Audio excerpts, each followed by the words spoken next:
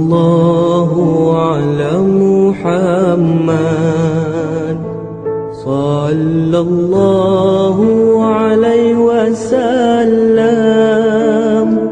sallallahu ala Muhammad, sallallahu alaihi wasallam,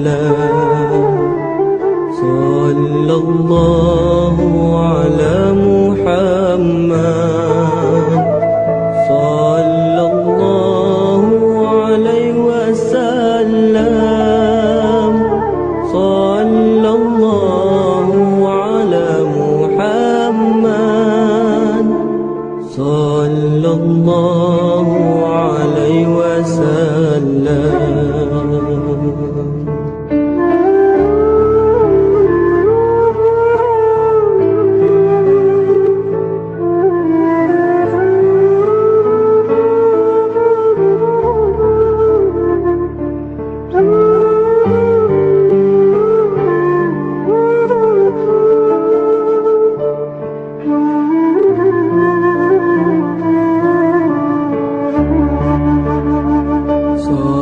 Sallallahu ala Muhammad, sallallahu alaihi wasallam, sallallahu ala Muhammad, sallallahu alaihi wasallam.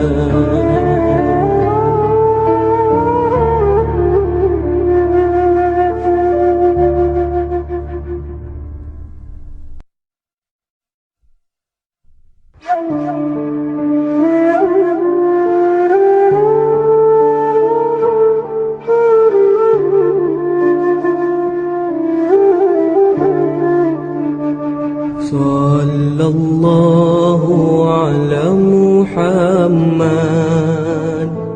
sallallahu alaihi wasallam, sallallahu ala Muhammad, sallallahu alaihi wasallam, sallallahu ala Muhammad, sallallahu alaihi wasallam, sallallahu ala Muhammad, sallallahu alaihi wasallam.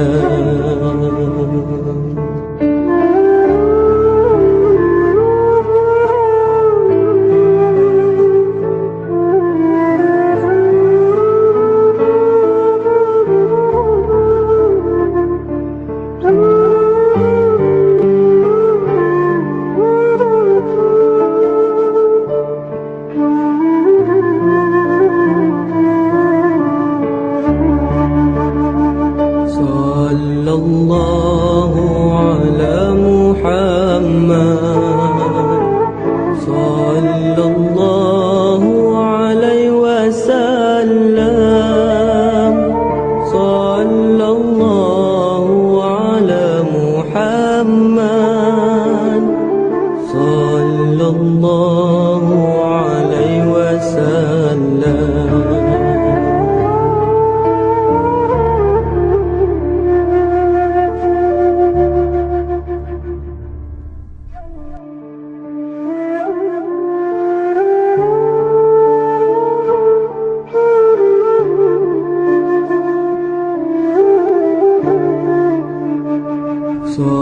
Sallallahu ala Muhammad, sallallahu alaihi wasallam, sallallahu ala Muhammad, sallallahu alaihi wasallam. وسلم صلى الله على محمد صلى الله عليه وسلم صلى الله على محمد صلى الله عليه وسلم.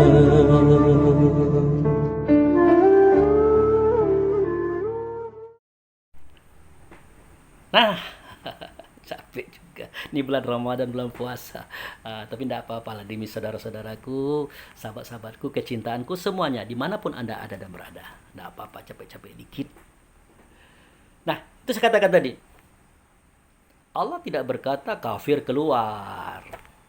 Kan jelas bahwa semua ruh itu namanya mukmin, orang yang beriman. Setelah dia masuk ke dunia, masuk ke tubuh, dipari di hati, maka dia berubah. Ada yang menjadi kafir, ada yang menjadi munafik, ada yang tetap beriman. Tetapi kisahnya dijelaskan oleh Allah dalam surah At-Tagabun ayat 2.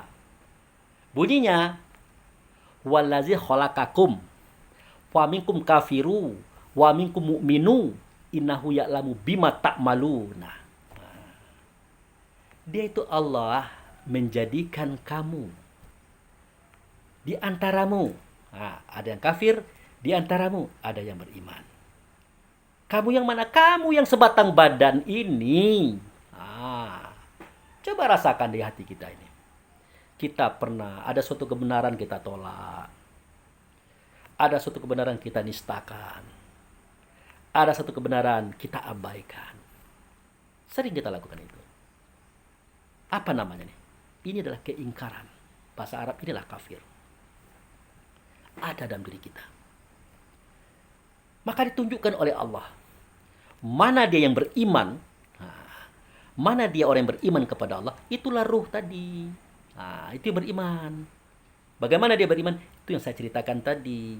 Bukan karena baca buku, bukan karena dengar ceramah. Dia beriman kepada Allah, kepada Tuhan. Memang dia pernah melihat langsung. Seperti cerita saya tadi pada sesi yang pertama. Nah, kalau kafir, siapa yang kafir? Yang kafir itu, kata Allah, manusia.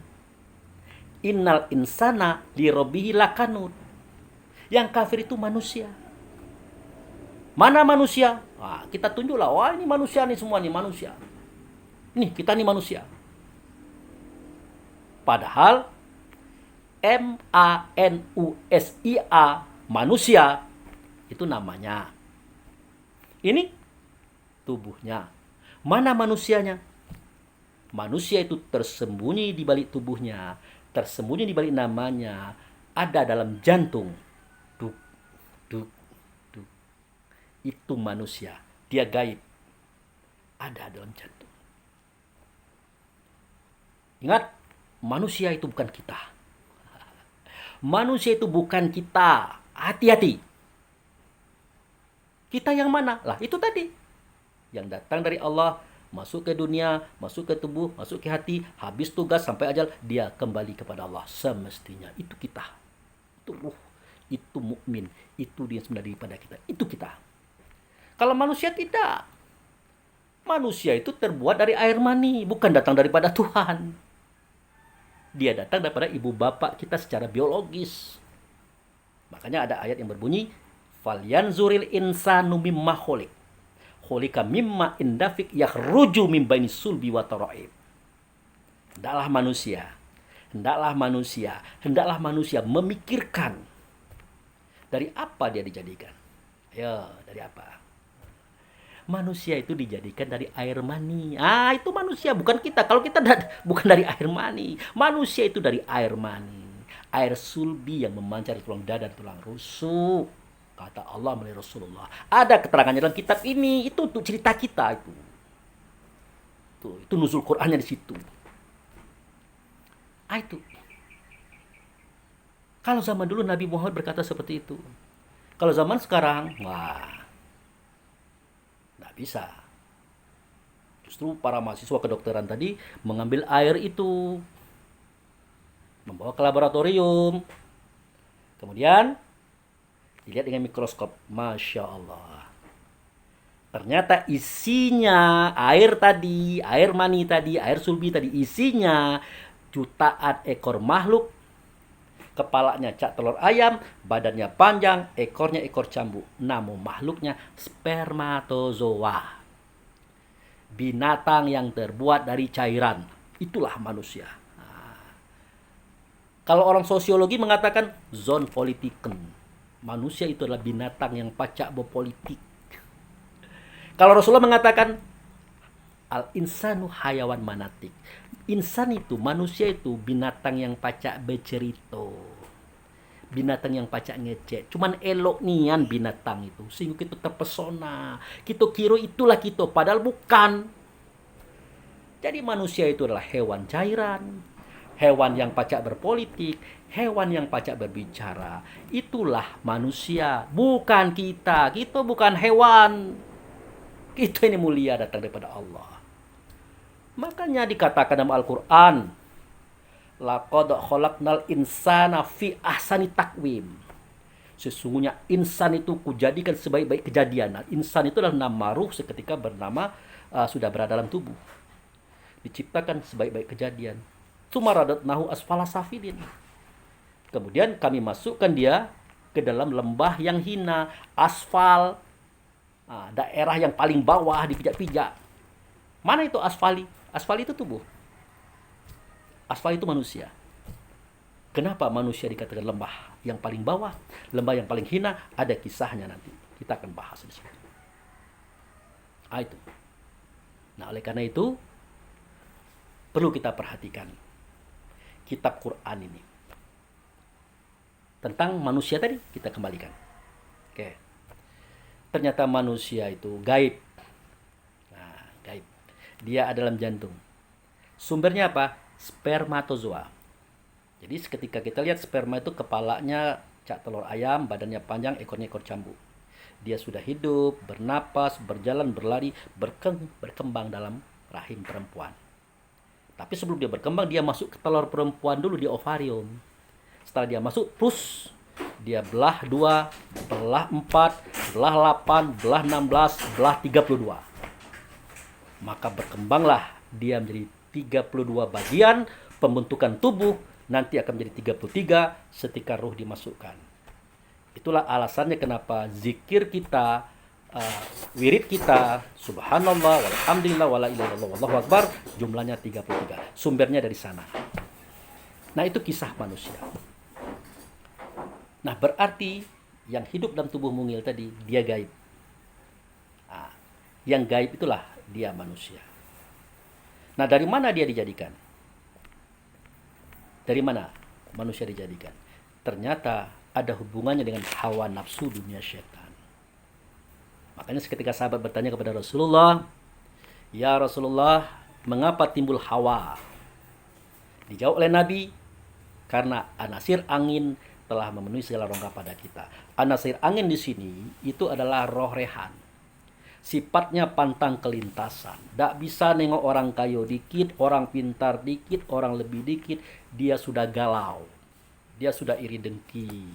Itu sifat roh rehan, anasir angin tadi. Ada dalam diri manusia, bukan sifat kita. Pahami itu. Bertanya lagi sahabat, "Ya Rasulullah, mengapa timbul nafsu?" Dijawab oleh Nabi, karena anasir air telah menjadi urat benak tulang pada kita, maka timbullah nafsu. Anasir air itu namanya roh rahmani, sifatnya pantang kerendahan. Nak tinggi itulah, nak hebat itulah, besak-besak dia itulah, orang lain kecil. Sombong. Ketiga, "Ya Rasulullah, mengapa timbul dunia?"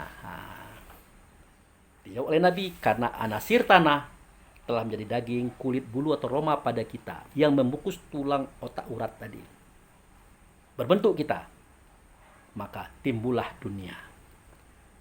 Nah, anasir tanah tadi namanya roh jasmani.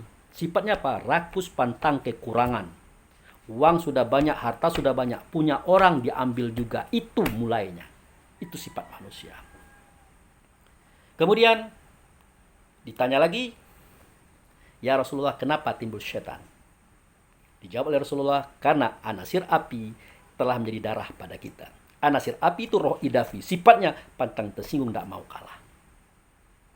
Jadi manusia itu mempunyai sifat pantang kelintasan, pantang kerendahan, pantang kurang, pantang kalah. 4 sifat disatukan, muncul 10 sifat. Benci, dendam, ajib, ria, takabur, iri, dengki, hasud, fitnah, tamak, loba, dan sombong. 10 tambah 4, 14. Muncul 3 sifat. Benci, dendam, menghancurkan. 17 sifat manusia. 17 sifat manusia dia ada. Dia terasa, dia tersembunyi. Dalam bahasa Arab itulah jin. Itulah jin. Karena dia mengikuti kita kemana kita pergi, namanya jin korin. Makanya, kul a'udzu birabbin nas, malikin nas, ilahin nas. Katakanlah wahai ruh, aku berlindung pada Tuhan manusia, Raja manusia, sembahan manusia. Dari apa? Min syarril waswasil khannas. Dari kejahatan yang ada pada dada manusia. Pada diri manusia. Mana itu kejahatan? 17 sifat. Nah, kita disuruh berlindung daripada 17 sifat itu. Bukan disuruh pakai. Di mana? Alazi waswisu fis sudur. Nah, sifat buruk itu, sifat 17 itu dalam dada kamu, kata Rasul. Sumbernya minal jinnati wan nas. Daripada jin dan manusia. Manusia itu yang punya sifat, jin itu sifatnya. Nah, inilah sejarah as-saum. Sejarah puasa tadi. Diperintahkan kita untuk menahan, memenjarakan, membelenggu. Kan ada ayatnya itu. Ya ayyuhallazina amanu kutiba alaikumusiyam. Nah, itu dia. Wahai orang beriman, wahai ruh, wahai diri sebenar diri, telah sampai kepada kamu suatu perintah untuk kamu memenjarakan, menahan, membelenggu. Apa yang dibelenggu? Maka berkata Nabi, iza ja'a Ramadan wal futihat abwabul jannah wa ghuliqati abwabun nar wa sufidati sayatin. Nah, itu dia. Jika datang bulan Ramadan, dibuka pintu surga, ditutup pintu neraka, dibelenggu setan. Mana itu setan? Ceritanya, sebelum setan kita cerita iblis dulu. Sebelum iblis kita cerita jin dulu. Mana itu jin? Sifat buruk yang 17 ada dalam dada kita. Seketika kita iri, dengki, mulai hasud, fitnah, itu dia mulai berontak, jin itu. Nah, jadilah, biarlah batas itu. Memang dia memang ada dalam dada kita, maklum, manusiawi. Tapi jangan sampai keluar ke lisan dalam suara dan kata. Kalau dia keluar ke lisan, dia tidak tersembunyi lagi, dia sudah nyata, berubah nama menjadi iblis. Contoh, ini tetanggaku beli mobil tidak sebentar, kemudian memperbaiki rumah tidak sebentar, perabot beli tidak sebentar. Dari mana dapat uangnya? Keluar kata-kata itu. Kita ajak orang berjamaah dengar omongan kita. Itu sudah. Dia bukan jin lagi. Dia sudah iblis namanya. Kemudian kita berkeinginan menghancurkan orang itu tadi. Ekonominya, karakternya. Kita laksanakan. Sudah. Maka nyatalah setan itu. Siapa setan? Ternyata kita. Kita yang mana? Kita manusia. Itu. Makanya Allah tidak pernah mengatakan setan itu gaib. Cuman kita yang mengatakan gaib. Coba lihat. Alam ahad ilaikum ya bani Adam. Ala ta'budu syaitan innahu lakum adu mubin. Aku sudah jelaskan kepada hai anak Adam. Jangan menyembah kepada setan. Kepada iblis, kepada jin tadi. Jangan diikuti perangai buruk tadi. Sesungguhnya bagi kamu, setan itu nyata. Nah, itulah alasannya kenapa Allah perintahkan kita membelenggu. Karena dia ada pada kita dan itu nyata.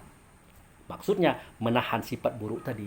Jangan keluar dalam tulisan, apalagi perbuatan. Itulah as-saum, itulah puasa. Makanya kita lupa. Waktu sahur kita makan, kita minum. Siang-siang tidak makan, tidak minum, tidak bertemu istri. Kita kira itu puasa. Padahal itu tanda berpuasa. Puasanya yang mana? Saumnya mana? Membelenggu yang mana? Itu tadi menahan sifat buruk tadi. Nah, ini tidak. Lapar ditahan, haus ditahan, tidak bertemu istri di siang hari ditahan, tapi benci laju juga. Iri laju juga. Menghasut, memfitnah laju juga. Makanya Nabi katakan, betapa banyak orang yang menahan, orang yang membelenggu, orang yang as-saum, orang yang berpuasa, tidak dia dapat kecuali haus dan lapar saja. Kenapa? Karena itu yang dia pertahankan. Yang lain lepas. Gagal puasa Anda. Nah, itulah cerita daripada kisah nuzul Quran itu sebenarnya, saudara-saudaraku. Ingin saya menjelaskan lebih panjang lagi, tetapi sulit karena Quran ini 30 juz, 114 surat, 6.666 ayat. Tidak sampai umur saya menceritakan itu. Makanya sebenarnya saya bukakan kepada kita motivasinya. Jadi kalau akal fikir kita untuk merenung apa yang ada pada kitab Quran, tulisan ini keterangan. Benda yang diterangkan tidak ada di sini. Tidak satupun cerita Quran ini, tulisan ini, melainkan menceritakan di sini. Jangan dilupakan itu. Itu saja dulu. Jadi, nuzul Quran persis saya itu sebenarnya masih bisa dipanjangkan, tapi ya batas ini aja dulu. Kesimpulannya adalah kitab itu adalah Quran, Quran itu adalah ayat, ayat itulah ruh kita dalam dada. Itu yang dikisahkan, itu yang diceritakan. Maka pengenalan pertama itu adalah tentang siapa diri kita yang sebenarnya, diri yang ada di dalam kitab Quran. Ceritanya ada di sini. Jangan dilupakan itu. Karena Nabi Muhammad itu 11 tahun tidak mengajarkan sembahyang, tidak mengajarkan puasa, tidak mengajarkan zakat, tidak mengajarkan haji, melainkan mengajarkan kajian tentang ilmu hakikat diri yang sebenarnya diri pada kita. Jangan dilecehkan kajian itu. Ini tidak, kalau Abu Fikri itu lain tuh ceramahnya, itu cerita-cerita model itulah. Bukan model itulah cerita yang sebenarnya. Ngapain saya cerita politik, budaya, ekonomi? Tanpa kita sadari siapa yang berpolitik, siapa yang berekonomi, siapa yang berbudaya. Yang berpolitik, berekonomi, berbudaya itu ruh itu. Bagusnya politik, ekonomi, budaya tergantung dengan bagusnya ruh tadi. Kalau ruh tadi tidak tahu dengan dirinya, tidak tahu dengan musuhnya manusia tadi, otomatis pasti dia mengatakan aku manusia. Aku adalah mukmin, aku adalah ruh, aku datang daripada Allah. Itu aku. Sifatku sidik, amanah, tabligh, fatana, sama dengan sifat ayahandaku Muhammad. Nah, kalau pantang kelintasan, pantang kerendahan, pantang kurang, pantang kalah, itu bukan sifatku. Sifat manusia. Ajib, riya, takabur, iri, dengki, hasud, fitnah, tamak, loba, dan sombong. Itu bukan sifatku, sifat manusia. Benci, dendam, menghancurkan. Itu bukan sifatku, sifat manusia. Siapa manusia? Manusia, spermatozoa. Binatang dari cairan. Manusia, zon politikon. Binatang yang pandai berpolitik. Manusia, kata Rasulullah, al-insan hayawan munatik. Manusia itu adalah hewan atau binatang yang pandai bertutur kata. Bukan kita. Makanya kita tahu siapa kita, siapa tahu musuh kita. Makanya dikatakan oleh Nabi, a'da aduika nafsuka lati baina jambaika. Musuh yang perlu kamu lawan adalah dirimu, sebangsa hawa nafsu dunia setan. Itulah dia, manusia itulah musuh kita. Oke? Terima kasih atas perhatiannya, atas sumbangsihnya yang sudah mempersiapkan waktu menonton video saya. Demikian, saya mohon maaf. Wabillahi taufiq wal hidayah. Assalamualaikum warahmatullahi wabarakatuh. Assalamualaikum warahmatullahi wabarakatuh. Ayah, semoga engkau tenang di sisi Allah. Amin. Di mana akan ku cari